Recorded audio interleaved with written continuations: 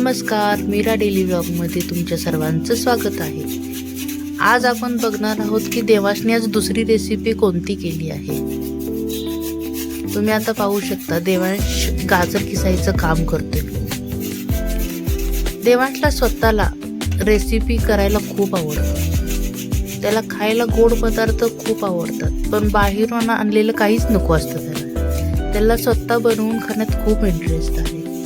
त्याच्यामुळे आज परत तो किचन मध्ये जाऊन 4 गाजर घेऊन आलेले आणि ते गाजर किसत बसलेले। आज देवांशने कशी रेसिपी बनवली बघा। त्याच्या अगदी छोट्या छोट्या सोप्या रेसिपी असतात, पण टेस्ट मात्र एकदम मस्त असते। देवांशचे आता गाजर किसून झालेले आहेत। मी फक्त तुम्हाला साहित्य दाखवते। 4 गाजर घेतलेले आहेत, 1 वाटी दूध आणि अर्धी वाटी साखर घेतलेली आहे। हे प्रमाण अगदी परफेक्ट झालं होतं, जेवढं पाहिजे तेवढाच गोड झाला होता गाजरचा हलवा। मी फक्त छोट्या छोट्या गोष्टीला त्याला मदत केली आहे, कढई गरम असल्यामुळे ते घालण्यासाठी वगैरे, पण याच्यामध्ये सगळी मेहनत देवांशची होती। अगदी मनापासून कुठलीही रेसिपी करायची असेल ना तर तो अगदी मनापासून करतो आणि त्यामुळे ती तितकीच छान होते। आता कढईत गाजर घालून घेतलेले आहेत, गाजर खिसलेले गाजर घातलेले आहेत। आता आपण ते छान हलवून घ्यायचे थोडा वेळ 5-7 मिनिटे चांगले भाजून घ्यायचे ते व्यवस्थित। सारखं हलवत राहायचं म्हणजे ते खाली चिटकत नाही।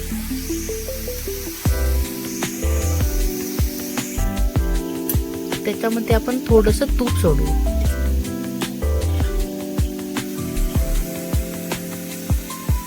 दोन चमचे मी फक्त तूप सोडलेलं आहे त्याच्यामध्ये।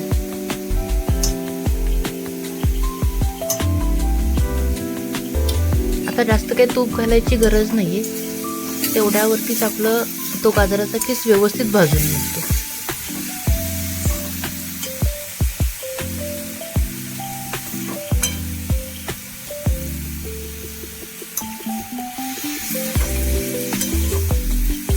आणि खूप कमी वेळात झाला, 10-15 मिनिटात म्हणजे त्याचा गाजराचा हलवा तयार झाला। इकडं मिरासाठी मी गाजर खिसून ते स्टीम करत ठेवलेले आहेत, वाफवत ठेवलेले आहेत।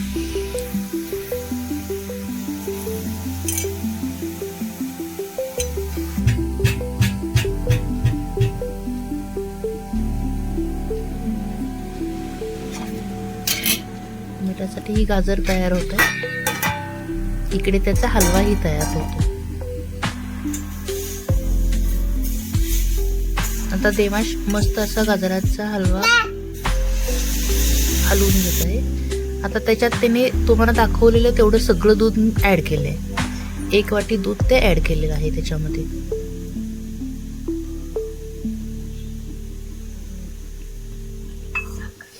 ते परत थोडं हलवून घ्यायचंय आपल्याला।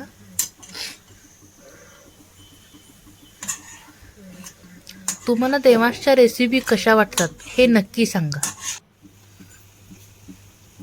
सगळं थोडं दूध आटलेलं आहे त्याच्यामधले बराचसा, त्याच्यात आता तो साखर ऍड करणार। तेवढी सगळी साखर आपण घालणार आहोत त्याच्यात।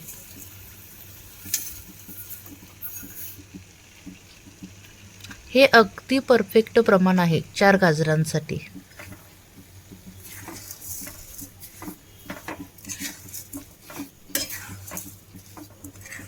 आता साखर घातल्यानंतर परत थोडंसं पाणी सुटेल त्याला, परत आपण थोडंसं ते झाकून घ्यायचंय आणि शिजत ठेवायचंय थोडा वेळ।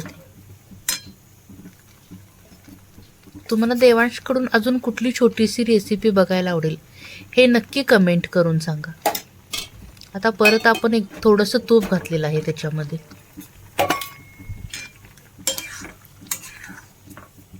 साखर घातल्यामुळे परत पाणी सुटलेलं आहे, त्याच्यामुळे आपल्याला हलवा थोडा पातळ दिसत आहे, पण तो झाकून शिजत ठेवल्यानंतर तो व्यवस्थित होईल आणि शिजतोही चांगला। देवांशच्या रेसिपी कशा वाटतात सांगा, देवांशला सपोर्ट करा त्याच्या रेसिपीला, आणि माझे व्हिडिओ आवडले तर नक्की लाईक करा। फायनली देवांशचा गाजरचा हलवा तयार झालेला आहे. बघा त्याचा कलर वगैरे अजिबात बदललेला नाही. किती छान झालाय तो.